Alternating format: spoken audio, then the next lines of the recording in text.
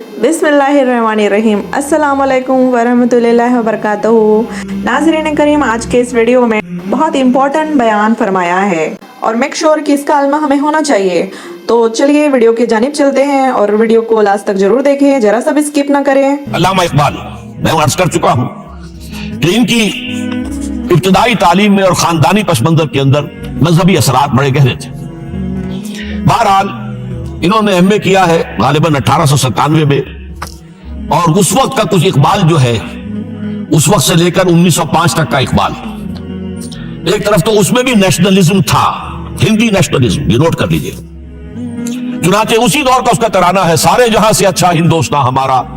आज भी जो हिंदुस्तान का रेडियो है और हिंदुस्तान में हुकूमत के जेर एहतमाम इस तराने की जो है वो बड़ी सरपरस्ती होती है, बहुत उसको जो है नशर किया जाता है। सारे जहां से अच्छा हिंदुस्तान हमारा, हम बुलबुले हैं उसकी, वो गुलसिता हमारा।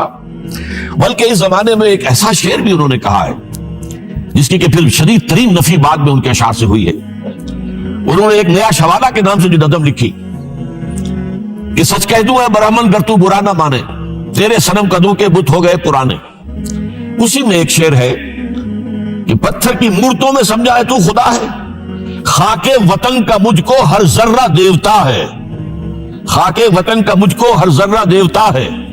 इस दर्जे गहरा इंडियन नेशनलिज्म इकबाल के अंदर भी मौजूद था। लेकिन जब इकबाल हिंदुस्तान गए हैं, ये 28 बरस की उम्र में इंग्लिस्तान गए हैं सन 1905 में, और 3 साल वहां रहे इंग्लिस्तान और जर्मनी, और बैरिस्ट्री भी की, और चूंकि फलसफी थे पीएचडी भी करके आए।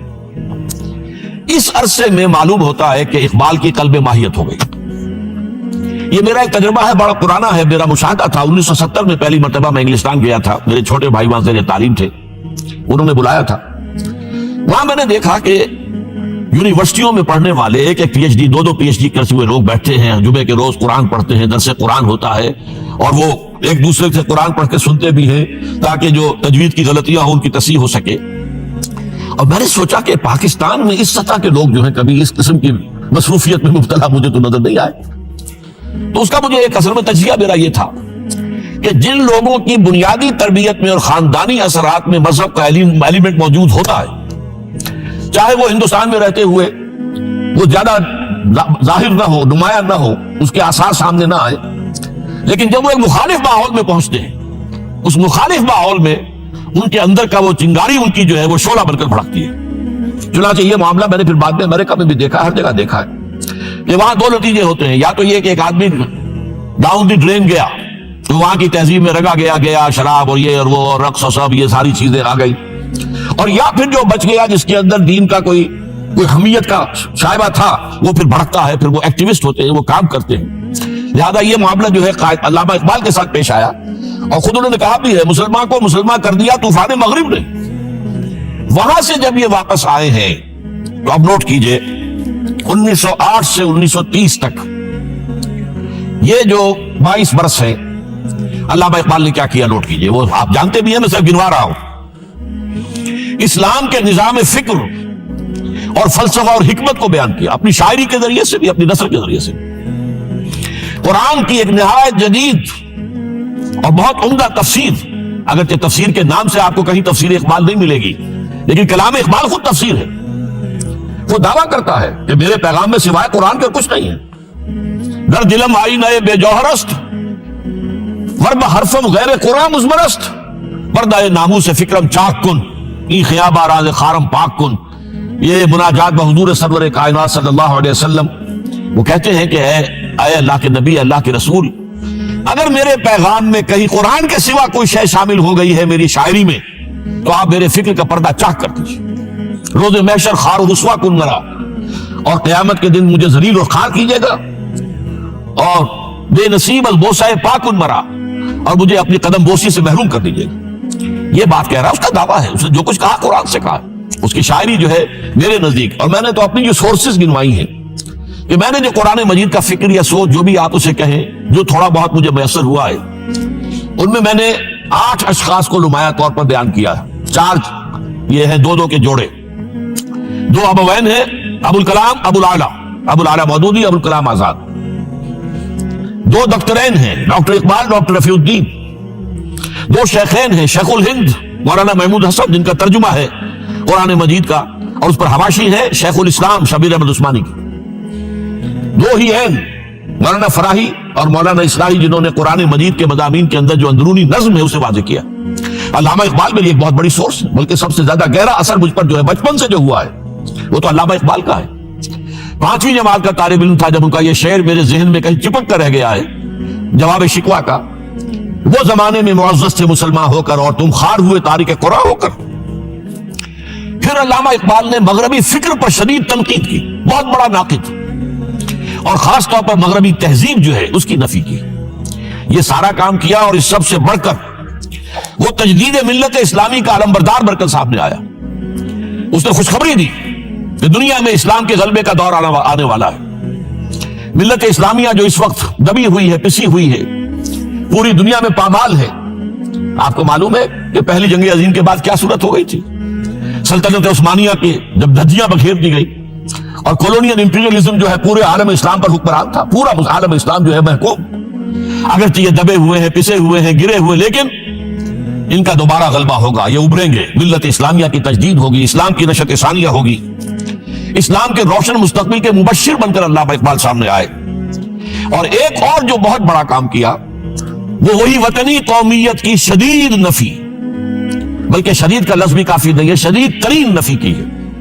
اس لیے کہ اس وقت وطنی قومیت جو ہے اس وقت مسلمانوں کو اپنے اندر انگلف کرنے کے لیے پوری قوت کے ساتھ زور لگا رہی تھی. میں نے علامہ اقبال کے حوالے سے جو باتیں کی ہیں کہ احیاء فکر اسلامی اور تجدید ملت اسلامی، اس کے ساتھ ساتھ ہندوؤں میں کیا ہو رہا تھا اس دور میں، ان کے ہاں بھی ان کی مذہبی تجدید کا عمل بڑی شدت کے ساتھ شروع ہوا. اس میں بھی چند ناموں کا میں تذکرہ کرنا چاہوں گا.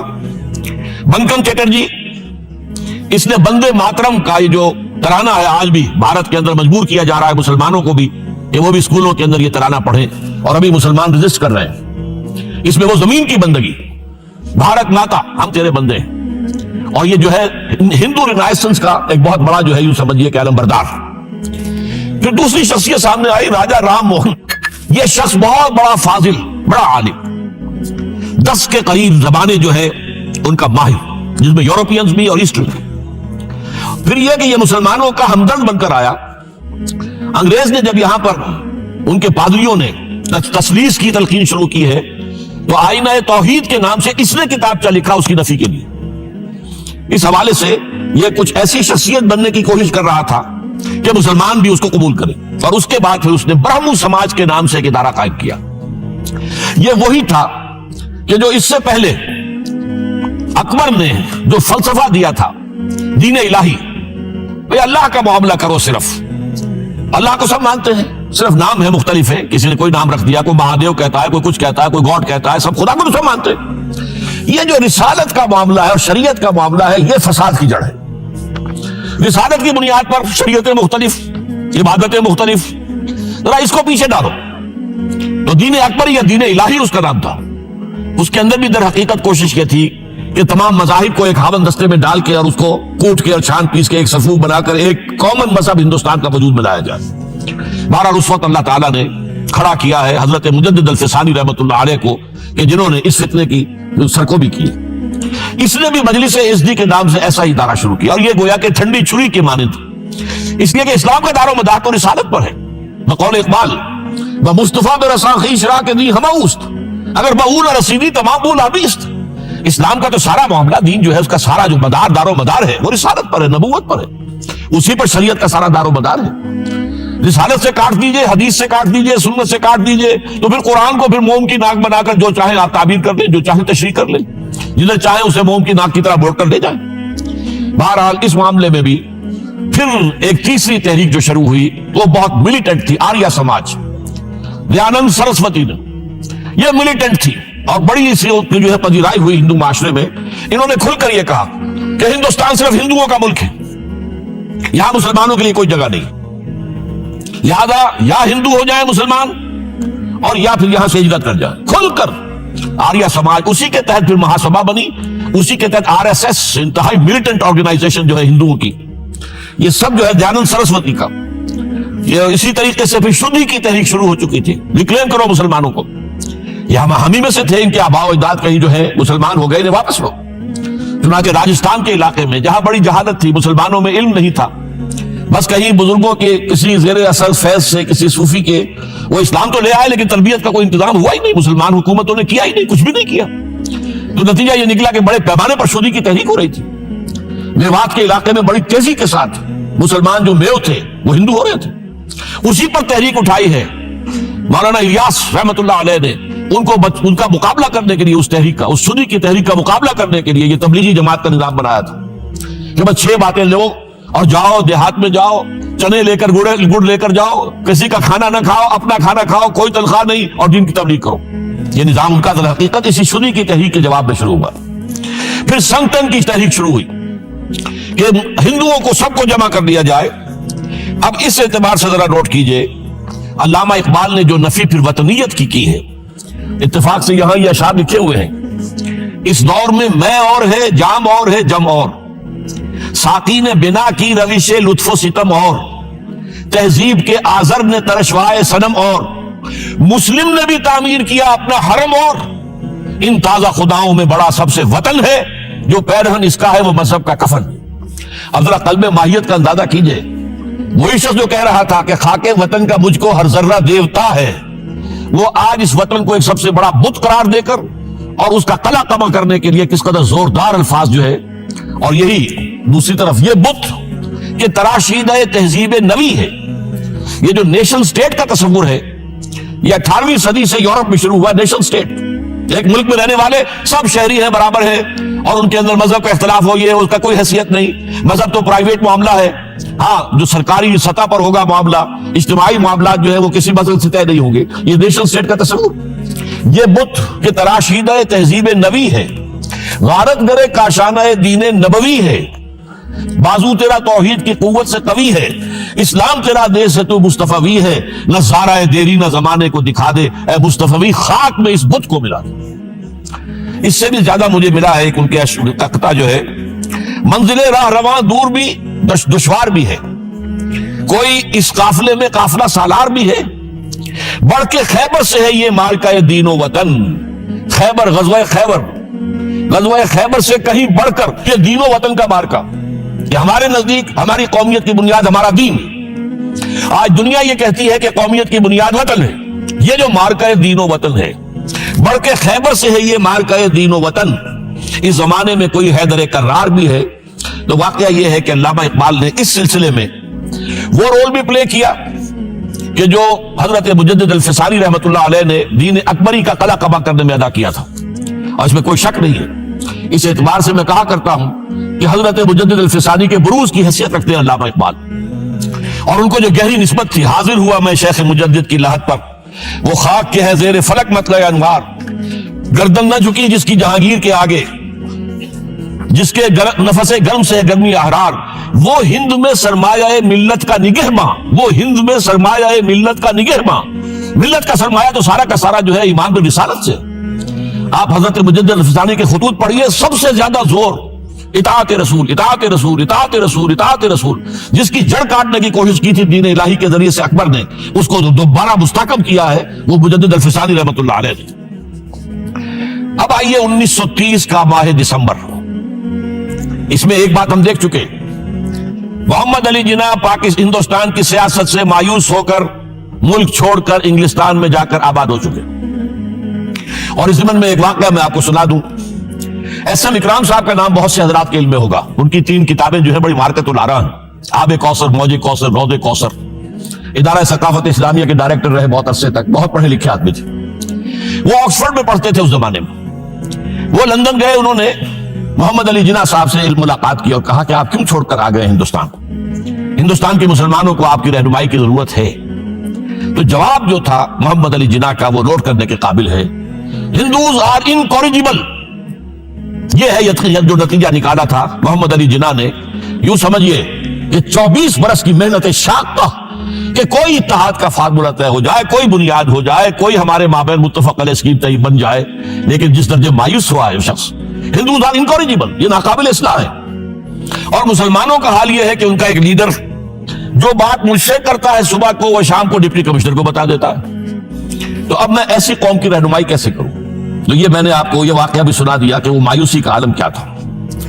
لیکن اب جو ہے 1930 میں جبکہ مسلم انڈیا کا ایک سورج تو غروب ہو گیا تھا، مغرب میں جا کر بیٹھ گیا، مغرب میں سورج غروب ہوتا ہے، ایم اے جناح تو وہاں بیٹھ گئے، ایک سورج اب طلوع ہوا ہے مسلم لیگ کے پلیٹ فارم پر، یہ ہے علامہ اقبال۔ 1930 کا جو ان کا خطبہ ہے الہ آباد کا، وہ بہت اہم، بہت اہم، بہت اہم۔ ایک تو یہ کہ انہوں نے اپنی شاعری کے ذریعے سے وطنیت کی جو نفی کی تھی اور مسلم قومیت کا جو اثبات کیا تھا، اسے ایک فلسفیانہ انداز میں سوشیولوجی، عمرانیات کے مسلمہ اصولوں کی روشنی میں جس طریقے سے مدلل بیان کیا ہے، اس اعتبار سے وہ ایک بہت قیمتی دستاویز ہے۔ لیکن اس کے ساتھ ہی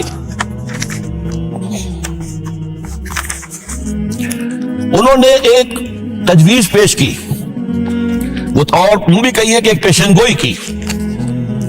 وہ پیشن گوئی یہ تھی کہ ہندوستان کے شمال مغرب میں ایک مسلمان ریاست قائم ہوگی، اور پھر یہ بھی کہا میں مطالبہ کرتا ہوں کہ وہ قائم ہو۔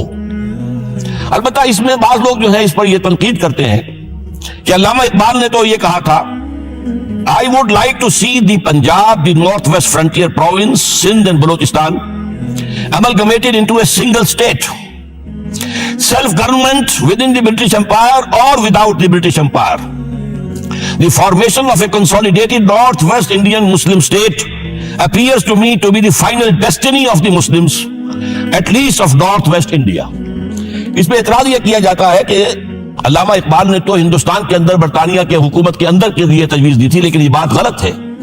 اصل میں نوٹ یہ کیجئے کہ 1930 تک تو اس کا کوئی امکان ہی نظر نہیں آتا تھا کہ انگریز ہندوستان چھوڑ کے چلا جائے گا۔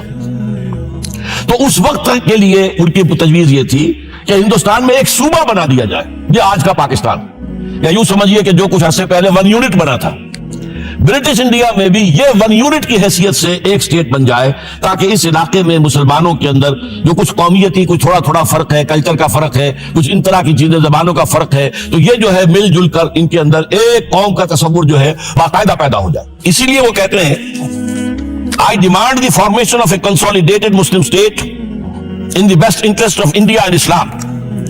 اب اس میں وہ بات یہ کہتے ہیں کہ for Islam it will be an opportunity to rid itself of the stamp that Arabian imperialism was forced to give it, to mobilize its laws, its education, its culture, and to bring them into closer contact with its own original spirit and with the spirit of the modern time. وہ کہتے ہیں کہ اگر ایسا ہو گیا، ایک تو یہ کہ ڈیسٹنی ہے، ہوگا رہے گا، شمال مغربی ہند کے اندر ایک مسلمان ریاست قائم ہو کر رہے گی۔ اب یہ پروفیسی بھی تھی، پیشن گوئی، اور یہ بھی کہ میں مطالبہ کرتا ہوں، ایک تجویز بھی تھی، لیکن اس کا جو اصل عنصر ہے، جو میرے نزدیک جو انقلابی حصہ ہے، جہاں تک ہندوستان کی جو تقسیم کا معاملہ ہے، یہ اور بھی بہت سے لوگوں کی طرف سے یہ باتیں آتی رہی تھی۔ میرے پاس یہاں پہ 14 نام لکھے ہوئے ہیں جنہوں نے ہندوستان کی تقسیم کا تذکرہ کیا، لیکن جس انداز میں، جس پلیٹ فارم پر آل انڈیا مسلم لیگ کا جو اینوئل سیشن ہے اور اس میں صدر کی حیثیت سے خطبہ دے رہا ہے ایک شخص، تو یہ حیثیت جو ہے یہ بہت نمایاں، اور اس میں جس انداز میں بات کہی گئی ہے اس میں جو ایک پازیٹیو عنصر ہے۔ اگر ایسا ہو گیا، ایک نارتھ ویسٹ آف انڈیا میں مسلمان ریاست قائم ہو گئی، تو ہمیں ایک موقع مل جائے گا کہ عرب امپیریلزم، اب نوٹ کیجیے، عرب امپیریلزم سے مراد کیا ہے؟ عربوں کا دور ملوکیت۔ اس سے پہلا کیا تھا؟ خلافت راشدہ، اصل اسلام۔ دور بنو امیہ تو اصل اسلام نہیں تھا، حکومتی سطح پر تو بالکل اسلام نہیں تھا۔ وہی دور ہے جس میں کہ سانحہ کربلا ہوا ہے، واقعہ حرہ ہوا ہے، ظلم کی انتہا ہوئی ہے، سینکڑوں تابعین کو حجاج ابن یوسف نے شہید کیا ہے۔ اس کو حدیث کے اندر بھی کہا گیا ہے ملکن اعظم، کاٹ کھانے والی ملوکیت۔ اس کے بعد جو ہے دور آیا ہے بنو عباس کا، وہ محل بنے ہیں شاندار، جو ہے جو بھی بادشاہوں کے ہاں ہوتا تھا وہ سارا کا سارا معاملہ آیا ہے۔ تو اب دنیا اسلام کو ان کے آئینے میں دیکھتی ہے، وہ سمجھتی ہے یہ اسلام ہے، لہذا اس میں تو کوئی شے ایسی نہیں ہے جو اٹریکٹ کر سکے، جو کسی قوم کو اسلام کی طرف جو ہے وہ کھینچ سکے۔ تو یہ جو امپریشن ہے جو کہ اس دور ملوک کی عرب امپیریلزم کا لفظ استعمال کیا ہے، اسلام کے چہرے پر جو بدنما داغ اور دھبے آ گئے ہیں، انہیں ہٹا کر وہ جو اس کی اوریجنل پیورٹی ہے، اور ظاہر بات ہے کہ دور ملوکیت سے پہلے خلافت راشدہ، تو گویا کہ اس میں اگرچہ نام خلافت راشدہ کا نہیں لیا گیا ہے، لیکن یہ ہے کہ بات مراد وہی ہے، لیکن اور اس میں بھی جو بڑی حکیمانہ بات ہے کہ ہم اس کو bring them into closer contact with its own original spirit، جو اصل اسلام کی اصل روح ہے، and with the spirit of the modern times، اس زمانے کے جو تقاضے ہیں ان کے مطابق اجتہاد کے دروازے کو کھول کر، اور ہم ایک ایسا نظام جو ہے وہ یہاں پر قائم کریں۔ یہ ہے وہ چیز کہ جس نے تحریک مسلم لیگ کے اندر ایک مثبت جذبہ، یہ نوٹ کر لیجئے میرے الفاظ.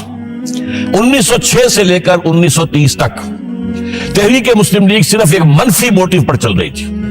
منفی، نیگیٹو، خوف، ہندو کا خوف، ہندو دبا لے گا، ہندو ایکسپلائٹ کرے گا، ہندو معاشی طور پر بھی، تہذیبی طور پر بھی، ثقافتی طور پر بھی، مذہبی طور پر بھی شدی کی تحریک چل رہی ہے، ہمیں راستہ دکھایا جا رہا ہے، ہندوستان چھوڑ دو اور بھاگ جاؤ، چلے جاؤ. یہ سارا خوف کا عنصر تھا اور اس میں تحفظات تلاش کرنے، کوئی ایسی یقین دہانیاں کہ مسلمانوں کے حالات بہتر ہو جائیں، اس کے علاوہ کوئی اور موٹیو نہیں تھا. یہ منفی موٹیو تھا. اور اس کی وجہ ساتھ یہ ہے کہ مسلم لیگ اس وقت تک کوئی عوامی جماعت تھی ہی نہیں، بلکہ کچھ خواص جو اونچے لوگ، نوابوں اور نواب زادوں اور ان ایسے لوگوں کی جو ہے یہ ایک جماعت تھی. لیکن 37 میں جو یہ انجیکشن لگا ہے یہ پازیٹیو ہے.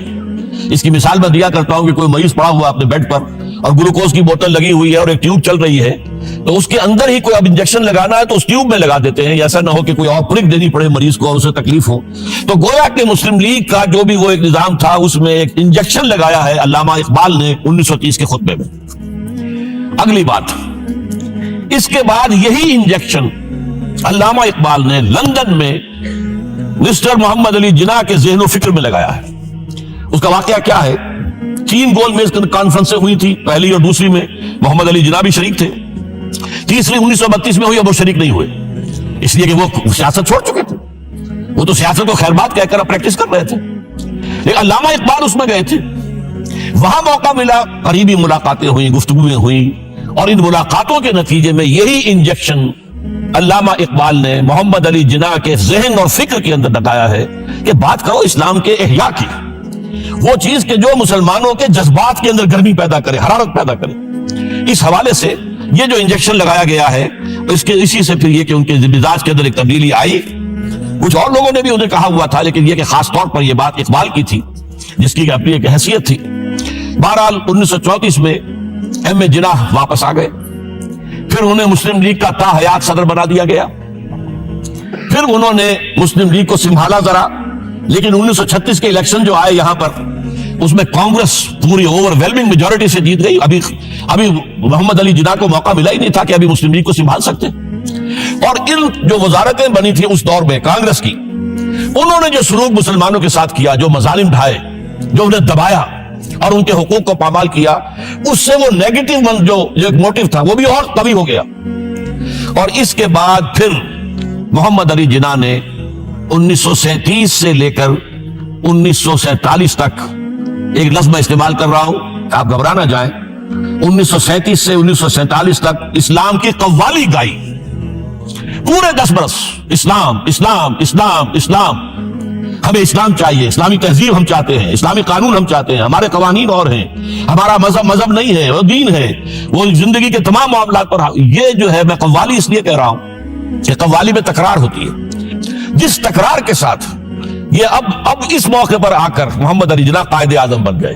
مسلمانوں کے دلوں کی بات، اقبال نے جو ولولہ پیدا کر دیا تھا، ایک ولولہ تازہ دیا میں نے دلوں کو، لاہور سے تا خاک بخارا اور سمرقند، وہ جو ولولہ تھا، جو غلغلہ تھا، اب محمد علی جناح کی زبان سے جب وہ بات آئی ہے تو یہ مسلمانوں کے دل کی آواز تھی، ان کی روح کی پکار تھی. لہذا اب مسلم لیگ ایک عوامی جماعت بنی اور محمد علی جناح اب قائد اعظم قرار پائے.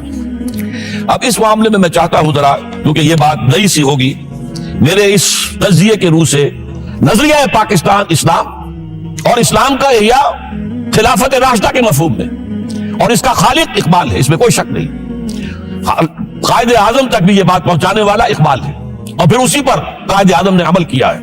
تو اس چیز کو بہت سے لوگ جو ہیں آسانی کے ساتھ تسلیم نہیں کریں گے، لیکن میں یہ چاہتا ہوں کہ خود قائد اعظم نے علامہ اقبال کے بارے میں جو کچھ کہا ہے اس کی 2 کوٹیشنز آپ کے سامنے رکھ دوں. کلکتہ 21 اپریل 1938 کو علامہ اقبال کا انتقال ہوا. اس وقت کلکتہ میں ایک بہت بڑا جلسہ ہو رہا تھا فلسطین کے مسئلے پر غور کرنے کے لیے. قائد اعظم اس کے چیف مقرر تھے. اب یہ خبر پڑھیے. A mammoth public meeting of the Muslims of Calcutta was held on the football ground on 21st April to consider the Palestine problem. But it was converted into a condolence meeting to mourn the death of Allama Iqbal. Mr. M. A. Jinnah said that the sorrowful news of the death of Dr. Sir Muhammad Iqbal had plunged the world of Islam in gloom and mourning. Sir Muhammad Iqbal was undoubtedly one of the greatest poets, philosophers and seers of humanity of all times. Note kijiye, one of the greatest poets, philosophers and seers, जिनको के मुस्तकबिल को देखने की सलाहियत होती है, जिनकी निगाह गाह मेरी निगाह तेज चीर गई दिले वजूद, जिसके बिना पर आबे रवाने कबीर तेरे किनारे कोई देख रहा है किसी और जमाने के ख्वाब। ये अल्लामा इकबाल ने जो कुछ देखा था इस्लाम के मुस्तकबिल के बारे में। He took a prominent part in the politics of country and in the intellectual and cultural reconstruction of the Islamic world. His contribution to the literature and thought of the world will live forever. अब आखिरी जुमला सुनिए गौर से। To me, he was a personal friend, number one, philosopher, number two, and guide, number three, and as such the main source of my inspiration and spiritual support. कोई शक इसके बाद रह जाता? और ये अल्फाज कौन कह रहा है? ये मोहम्मद अली जिन्ना है। लफ्फाज आदमी नहीं है वो कोई शोला बयान खतीब जो अल्फाज जो है उसके अब्बार लगा दे, नहीं। जो एक एक लफ्ज, वकील, बहुत बड़ा वकील, एक एक लफ्ज जो है तोल कर बोलने वाला, उन्हें क्या करार दिया? खुद तस्लीम किया। दूसरा मैं और दे रहा हूं, यह सन 40 में इकबाल डे मनाया गया था। अब इसमें क्या कहते हैं कायदे आजम?